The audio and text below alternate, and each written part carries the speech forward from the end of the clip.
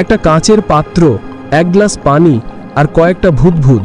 এতেই লুকিয়ে আছে পদার্থবিদ্যা, রসায়ন, জীববিজ্ঞান আর দর্শনের সব প্রশ্ন। এই ভূতভূত শুধু বাতাস নয়, এটা সময়ের চিহ্ন। পৃথিবী যেমন শ্বাস নেয়, তেমনি প্রতিটি ভূতভূতও একবার করে শ্বাস নেয়। আপনি এখন গ্লাসের দিকে তাকালেন আর ভাবুন, আপনি শুধু পানি দেখছেন তাই না, আপনি দেখছেন এক ক্ষুদ্র মহাবিশ্ব, যেখানে প্রতিটি ফোঁটা, প্রতিটি বাবল আপনাকে স্মরণ করিয়ে দেয় যে বিজ্ঞান মানে শুধু সূত্র নয়, এটা বিস্ময়ের নাম।